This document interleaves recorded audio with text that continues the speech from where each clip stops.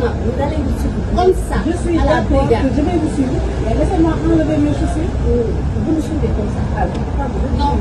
madame. Madame, s'il vous plaît. Madame. Non, on n'utilise pas la voiture. Non, on ne va pas utiliser.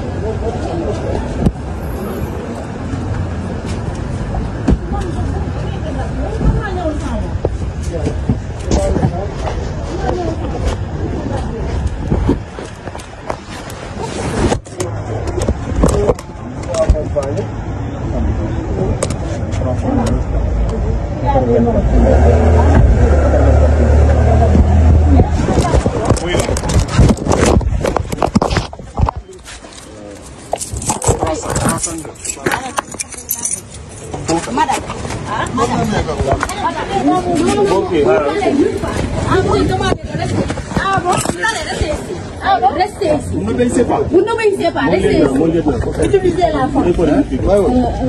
Allô? Oui.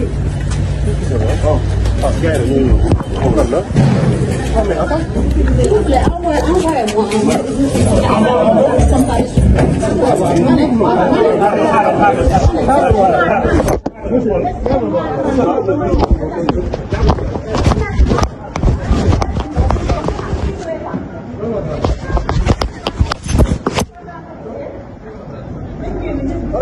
Oui. Jox naa ko caabi.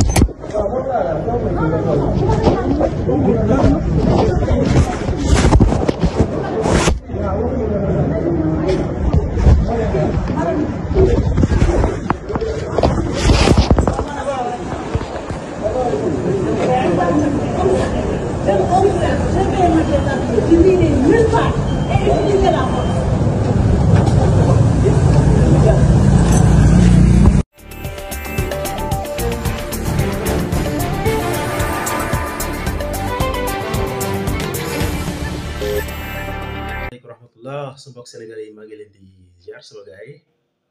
leen jox seen wàccuwaay di ñëw gisee yàq jot rek moo ko waral mooy boo nekk bitim réew moom ak jafe-jafe yi xat-xat yi problème yi moo waral des fois ñu ngi di déggante mais sama xel lay nekk yéen saa su ne ma dinaa def vidéo wax sama xalaat ci lay am Sénégal mais de temps en temps rek empêchement yi mooy tax des fois du ñu mën a gisante waaw ñëwoon rek pour waxtaan ak yéen ci lu xaw suñu réew gis ngeen temps yi dëkk bi ni mu tàngee waaw métti na loolu wax dëgg yàlla. tey nag nekk journée boo xam daf ci raw ndaxte depuis bi ñu mettre en garde à vue kii di Maïmouna Ndour Faye ak le journaliste Babacar Fall gis nañ dëkk bi na fa mel ni guerre civile moo fi xew médias yi tey li ñuy produire ci article c'est extraordinaire coow laa ngi ni kur mel ni tuleeg mal di jàppal kii bàyyil kii jàppal régime bi bàyyil régime bi mu nekk loo xamante ni vraiment c'est très difficile à vivre quoi c'est déplorable ma ciy def jàngat bu ndaw rek waaw comme ni ma koy faral di saa su ne joxe sama xalaat bu ndaw wax ci li ma xam ne man jàpp naa ne mooy sama xalaat ci mbir mi li ma ci xalaat mooy damay condamner d'abord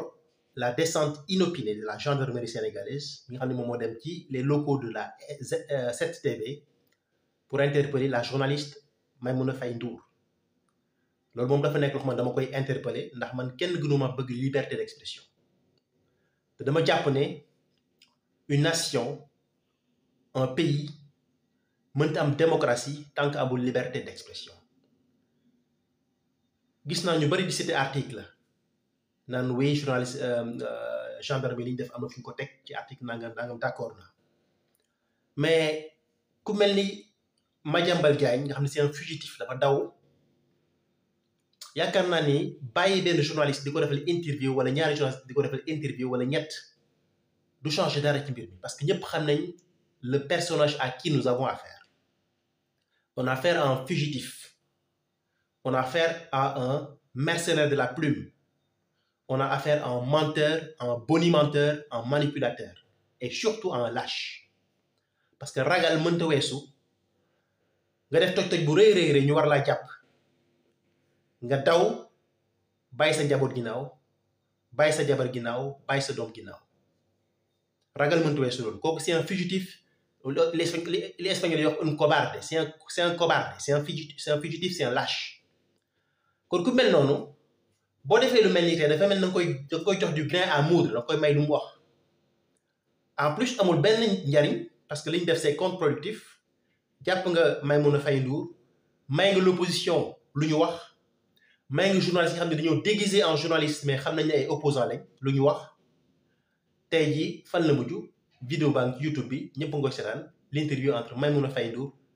et ki nga xam te ne moom mooy le pseudo journaliste Madiambal Diagne ca Paris interview baa ngi ci YouTube bi seetaan naa ko léegi seetaanuma lépp mais seetaan naa ci lu bari nga xam naa ne su ma reeree ba pare dinaa ko yëggale kon jàpp na ne amutoon njariñ ñu def loolu parce que dafay ternir l'image de la justice sénégalaise et c'est contre-productif parce que dañoo nekk ci jamonoy réseaux sociaux jamonoy numérique lépp loo xam ne na nga ko supprimer ci internet bi am na ñoo xam te ni en moins de 30 minutes mën nañu ko dugalaat léegi sans problème donc gisuma ban njariñ la am li ñu def kon maa ngi koy condamner avec avec une fermeté condamner ko parce que c'est contre-productif amul njariñ mais su ma paree ci loolu dama def une analyse sur la situation politique li ñu gis tey dafa leer naññ sax dama def benn publication ci Twitter bi ci Facebook ma ni les masques sont tombés waaw les masques sont tombés lu tax ma ni les masques sont tombés mooy bu ngeen xoolee tey médias yi Dakaractu Sénégo Sénéweb ñeneen ak ñeneen sans compter site internet yi ñoom ñëpp tey ñu ngi def du buzz sur cette affaire coow laa ngi ni kur nga gis ne Sénégal y a une caste politico-médiatique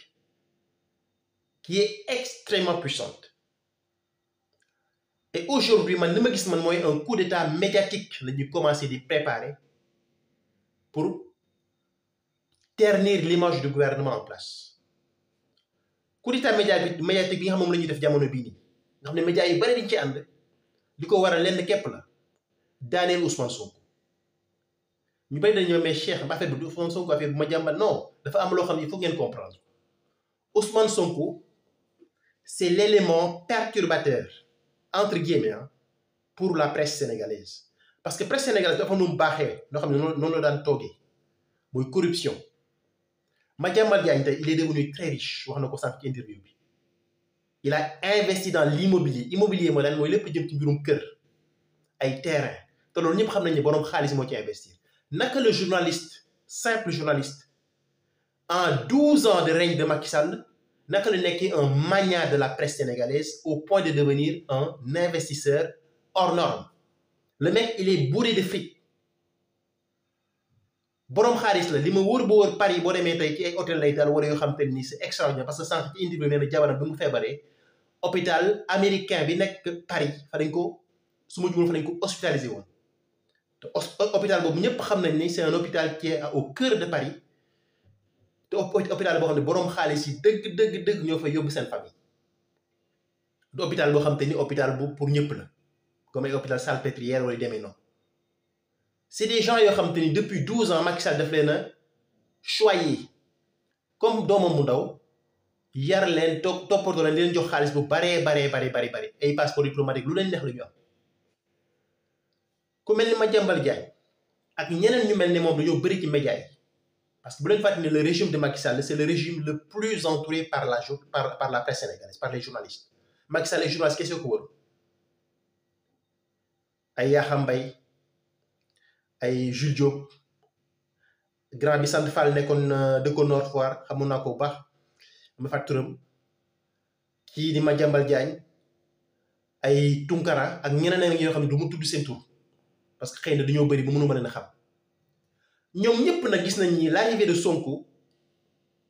c'est une malédiction pour eux parce que Sonko bu ñëwee li ñu naan def ci lu bon yëpp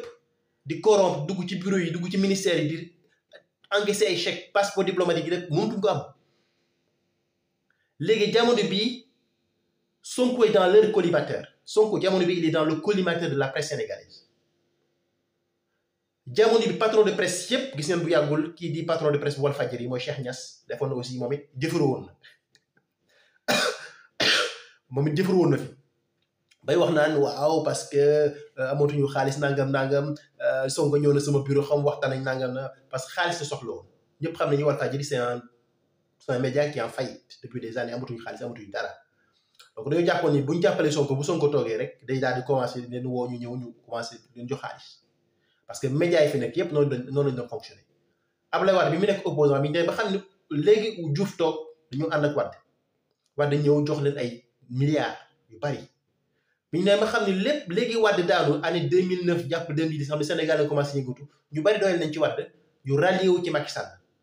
Sall toog ko pouvoir ñu ànd ak moom di ko tàggat di ko waxal li mu bëgg léegi nag problème boobu mooy def nañ ko Sonko ça n'a pas marché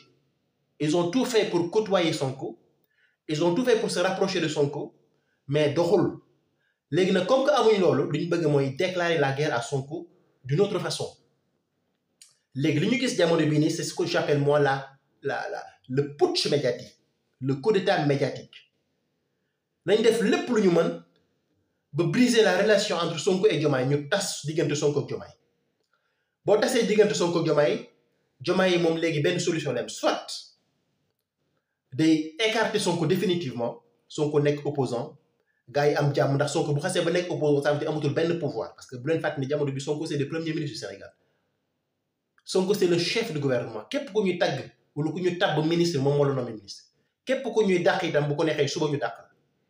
ministre bu ko neex tey bu ko neexoon tey mu woo téléphone léegi Diomaye ne ko dàqal ministre gars yi parce que c'est le chef du gouvernement c'est lui qui décide gars yi pouvoir boobu Sonko am la ñu mën a accepter il faut impérativement nga briser la puissance de Sonko bu ko defee nag mu dese Diomaye képp parce que Diomaye ñoom li ñu ko jàppee mooy c'est un agneau mboote lañu ko jàppee benn xar mu ndaw moo xam ne il est très sympa dafa doux dafa calme dafa jàpp te Diomaye man jàpp naa ne jamono bi bu deful attention il va se retrouver dans une situation extrêmement compliquée parce que jamono bi may wax ak yéen ni pression médiatique bi bu dakkul Diomaye ak Sonko danañ tuulu danañ am ay problème su boobaa nag ñoom ñu accaparer Diomaye def ko comme ni ñu def Macky Sall comme ni ñu defoon Wade di ko tàggal ay maamam di ko waxal lu ko neex ba Diomaye sax xilaaf boo defoon ndànk sax mu laaj 3e mandat comme ñëpp amagul sax 2e mandat waaye boo defoon ndànk mu ni su ma jeexalee 2e 3e laaj comme ni ko Macky defee donc jamono bi il faut impérativement ñu comprendre que ni Sénégal dafa am ay perturbateurs ay forces occultes yoo xam te ni dañoo tapis dans l'ombre avec un objectif précis mooy fexe def tout ba détruire briser la relation entre Diomaye et Sonko c'est l'objectif numéro 1 mooy Sonko amuñ beneen objectif tant que Sonko daanawul gars yi ñoom jàmm tant que Sonko éliminé wuñ ko politiquement du ñu am jàmm tant que assassiné wuñu Sonko politiquement ils ne seront jamais en paix loolu mooy li xew tey bu ngeen gisee tey ni gars yi jëfaroo tey mel ni ay dëmm nga gis ne c'est un coup d'état médiatique ay Maïmouna Ndour Faye ak Babacar Fall ak ñoo ñëpp c'est des outils c'est des instruments qu'on utilise pour arriver à leur fin te ki déclaré guerre bi c'est leur patron muy Madiambal Diagne wax ne moom tey moom mooy le khalife général des journalistes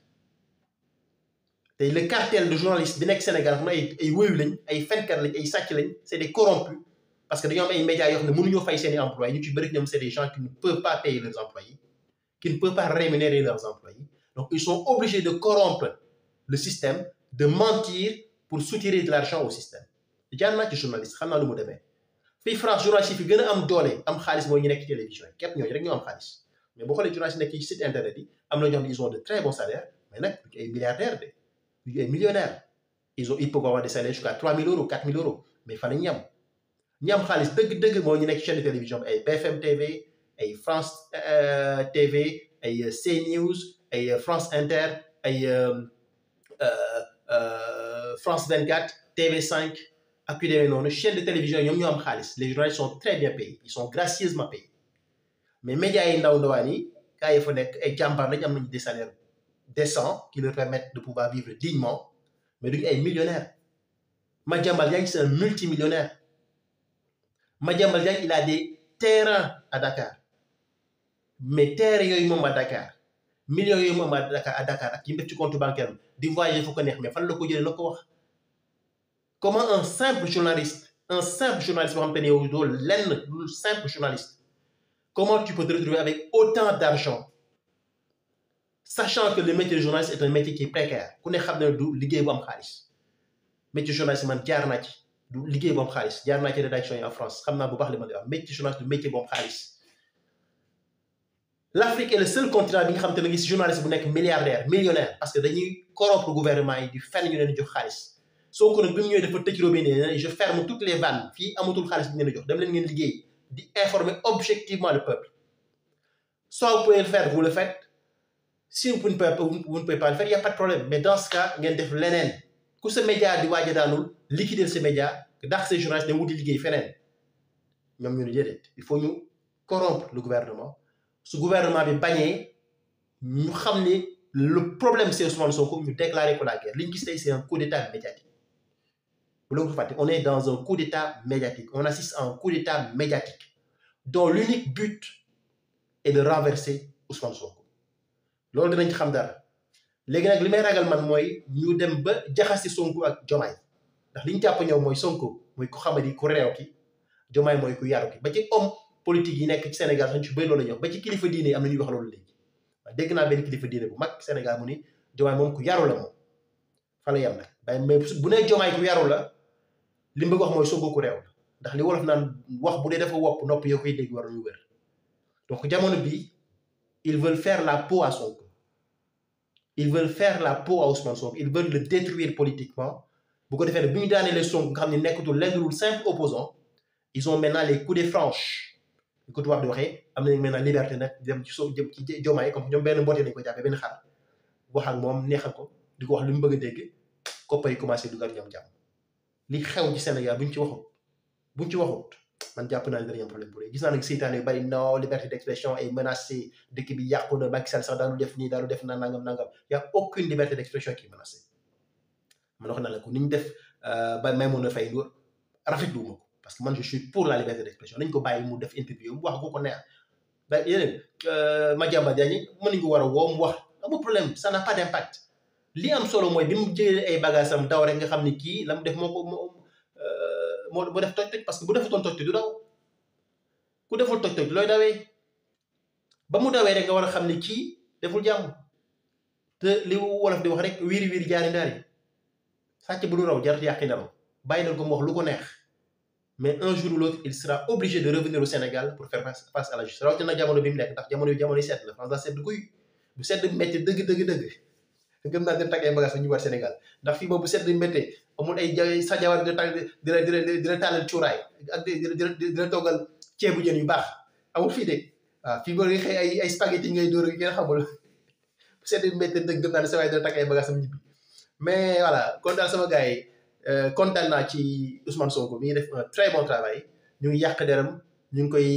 détruire ñu ngi def lépp lu ñu mën mais jàmbaar dëgg la jàmbaar wax moo ko nag pour tàgg ko donte nag du ma ko xam ne damay topp doomu aadama di ko topp 24 heures lu mu wax ma ne noonu la am na yoo xam ne rafetlu moom bi mu defee sortie médiatique bi di critiquer Diomaye il y a quelques mois de cela rafetlu ma ko dama ci meroon trop mais nag boo gisee tey système bi yëpp d'accord pour bëgg ko daaneel parce que xam nañ ni le changement passera par lui Ousmane Sonko képp mooy ñu dernier espoir bis bu Diomaye nelawee ba Sonko daanu ba ñoom ñaar ñu séparé leen ça veut dire que c'est terminé pour lui maa ngi leen sant di leen gërëm bu baax sama gars yi leen jox seen wàccuwaay à très bientôt merci beaucoup jërëjëf